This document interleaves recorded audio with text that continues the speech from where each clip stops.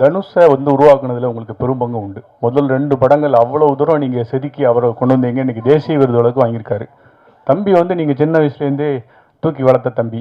அவருக்கும் இவருக்கும் என்ன ஒற்றுமை இருக்குது? இவர் தனுஷ் மாதிரி வருவாரா? எப்படி நடிக்கிறாரு? ஏன்னா கூட நடிச்சிருக்கீங்க, அந்த அனுபவத்தை சொல்லுங்களேன். இவர் பவிஷ், அவர் தனுஷ், அவ்வளோதான். 2 பேருமே அவங்க பாட்டுக்கு அப்பயே தனுஷ் பார்த்தீங்கன்னா சும்மா யாருமே அப்படி வந்துட முடியாது. ஒரு பயங்கர ஹார்ட் ஒர்க்கு.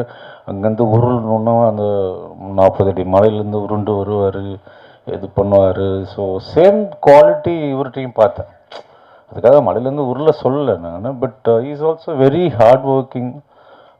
படிச்சுட்டு இது பண்ணி என்ன 5 பேஜ் டைலாக பேசுகிறாரு டக்குன்னு. ஸோ அதுதான் நான் பார்க்குறது. ஃபஸ்ட் நாளே வந்து அவரை நீங்கள் அடிச்சிட்டிங்களாமா சார்? ஆமாங்க, வேணுட்டு தான் அடித்தேன். I think that character I think demanded இருந்தது. நான் அது வலிக்காத மாதிரி தாங்க அடித்தேன். அதை பெருசாக அப்படி பண்ணிட்டாங்க.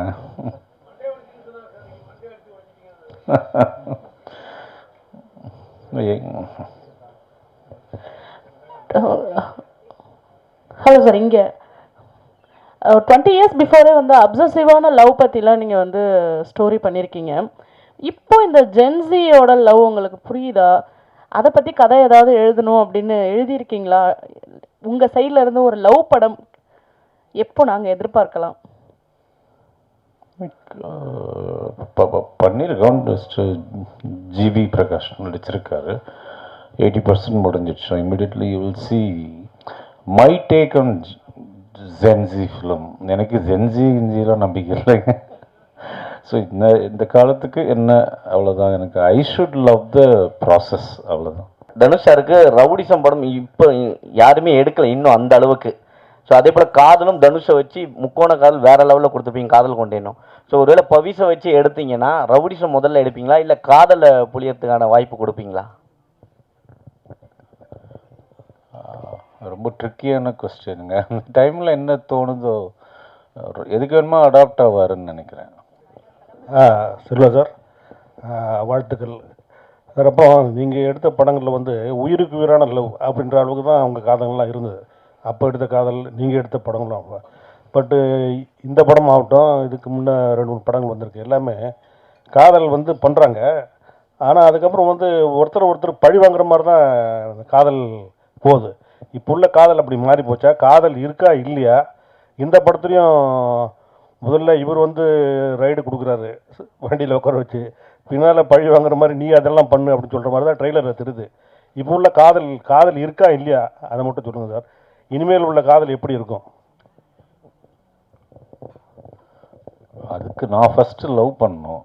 ஸோ ஏதாவது தேடி ஒருத்தரை பிடிச்சி நான் லவ் பண்ணி பார்த்துட்டு தான் சொல்ல முடியும். ஐ திங்க் லவ்ன்றது இட்ஸ் ஐ திங்க் பர்மனண்ட். நம்ம எதையுமே இல்லாமல் பண்ண முடியும். இப்போ வந்து ஒரு ஒரு வேரியேஷனாக இது ஒன்று இருக்குது. இப்போ அதுவும் மாறும்.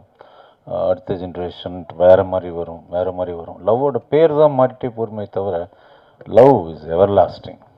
சொல்ல சார், காதல் கொண்டேன் பார்ட் 2 வருது அப்படின்னாங்க. பார்ட் 3 வந்து பவிஷ் வச்சு ஏதாவது எடுக்க ஐடியா இருக்கா? அதுக்கு செட் ஆகும். பார்ட் 2வே நான் சொல்லி நீயா இல்லை மேடையில் பேசும்போது ஒன்று சொன்னீங்க. என்ன சொன்னேன்? நீங்கள் படம் பார்க்குற ரிப்போர்ட்டர்ஸ் எல்லாம் படம் பார்க்குறவங்களாம் ஒரு மனநிலை, சரியான மனநிலையில், எங்கெல்லாம் மனநிலை இல்லாதவன்னு சொல்ல வரீங்க. நான் வந்து பவுன்சர்ஸ் போட்டு வெளியில் லாக் பண்ண போகிறேன் கதவை. இந்த ஃபோனை நோண்டிட்டு வெளில போகிறது இதெல்லாம் நான் கவனிச்சிட்டு இருக்கிறேன். சில ப்ரெஸ் ஷோவில் நாட் அலவுடு. ஃபோனை வந்து நீங்கள், அது நம்ம வேலை இல்லை, தொழில் தானே, அதுக்கு தானே வந்து படம் பார்க்குறோம். நான் ரிக்வெஸ்ட்டாக கேட்குறேன். இப்போ நானுமே நம்ம ஒரு படம் பார்க்க கதை கேட்குறோன்னு வைங்களேன், இடையில வந்து அந்த கதைக்கு நடுவில் நமக்கு டிஸ்டர்பன்ஸ் வரும். அது நம்ம தவிர்க்க முடியாதது. ஏன்னா நம்மளோட தொழில், நம்மளோட பர்சனல், அது வந்து நம்ம அவாய்ட் பண்ண முடியாது. பட் கொஞ்சம் நம்ம அதுக்கு ப்ரையாரிட்டி கொடுப்போம்ல. ஸோ நான் அதை வந்து ரொம்ப தாழ்மையாக உரிமையோட கேட்டுக்கிறேன். கேட்பியா மாட்டியா? கண்டிப்பா. அவ்வளோதான். ஹீரோ பேசும்போது கூட ஒன்று சொன்னாரு, நீங்க வந்ததுக்கு அப்புறம் தான் யூத்தா ஒரு ஃபீல் பண்ணாரு. ஆமா. அப்படின்னா உங்களுக்கு ரொம்ப வயசாயிடுச்சா? வயசானாலும் அந்த டைலாக் உங்களுக்கே தெரியும். இதே தான் சொல்ல வந்தேன். வேற எவ்வளவு சார் connect சார் கஸ்தூராஜ் சார்கிட்ட ஒரு கேள்வி சார். சமீபத்தில் ஒரு பேட்டியில் நீங்கள் பேசும்போது சொன்னீங்க, அரசியலுக்கு யார் வேணாலும் வரலாம், ஏன் என்னோட பையனும் வரலாம், என்னோட பேரன் கூட வரலாம் அப்படின்னு சொன்னீங்க. நீங்கள் சொல்லி 1 வாரம் 2 வாரம் தான் ஆச்சு, அதுக்குள்ளே தனுஷ் வந்து கொடி அறிமுகப்படுத்திட்டாரு. அப்போது அதுக்கு அர்த்தம் என்ன? அவர் கன்ஃபார்மாக வராரா என்னன்னு சொல்லுங்கள் சார். அது அவரைத்தான் கேட்கணும், தெரியாதுங்க எனக்கு. இது நம்ம வந்து லவ் அதை பற்றி கேளுங்க, என் லவ்வை பற்றி கேளுங்க சொல்கிறேன், என் பொண்டாட்டிக்கு எனக்கு இருக்கிற லவ்வை பற்றி கேளுங்க சொல்கிறேன். தெரியுமா? உங்களுக்கு தெரியாமல் இருக்குமா? என்ன தான் இருக்கும். லவ் படம்னாவே இப்போ இதே மாதிரியான ரோமியோ ஜூலியட் ஜெயம் ரவியும் அன்ஷிகா மேடம் பண்ணாங்க. ஓகே, அதே கான்செப்ட் மாதிரி தான் வருது. ஃபர்ஸ்ட் ஹாஃப் வந்து அவங்க பழி வாங்க, செகண்ட் ஹாஃப் இவங்க பழி வாங்க. நீங்க என்ன புதுசா காட்ட போறீங்க இதுல பழி வாங்குறத? இல்லை, இது ரோமியோ ஜூலியட் பேட்டர்ன் படம் கிடையாது. ரோமியோ ஜூலியட் படம், லவ் டுடே படம், யூத் படம் பார்த்து ஆடியன்ஸ்க்கான படம் தான். ஸோ இதில் நாங்கள் பேச வந்தது டோட்டலாகவே வேறு. ரோமியோ ஜூலியட் கதைக்கும் இதுக்கும் சம்மந்தமே இல்லை. நீங்கள் படம் பாருங்கள், படம் பார்த்துட்டு சொல்லுங்கள். ரொம்ப பேட்டர்னே வேறு. அவருடைய அசோசியேட் தான் அவர், அதனால் அந்த கதையை எடுக்க மாட்டார், நம்பிக்கையோட இருக்கலாம். ஆக்சுவலாக இது வந்து எக்கனாமிக்கல் எமோஷனை தான் நம்ம அதில் பேசியிருக்கோம். இன்றைக்கி எக்கனாமிக்ஸ் எவ்வளோ முக்கியங்கிறதான் பேசியிருக்கோம். ஸோ நீங்கள் இன்றைக்கி உங்கள் ஃபோனில் இங்கே இருக்கிற எத்தனை பேர் வந்து பேங்க்கில் போய் நீங்கள் அப்ளை பண்ணி கிரெடிட் கார்டு வாங்கினீங்கன்னு தெரியாது. எல்லாமே உங்கள் காதுக்கு வந்திருக்கும். உங்கள் ஃபோன் பண்ணி கார்டு வாங்கிக்கிங்கன்னு வந்திருக்கும். அந்த கார்டில் ஏதோ 1 மாதம் 2 மாதமோ நீங்கள் கட்டலைன்னா உங்களை சார்னு கூப்பிட்டு கார்டு கொடுத்தாங்க உங்களை என்னென்னலாம் கேட்பாங்கன்றது யோசிச்சு பார்த்துக்கலாம். ஸோ அதை பற்றின கதை தான் இது. இதை நான் லவ்க்குள்ளே சொல்லியிருக்கேன்.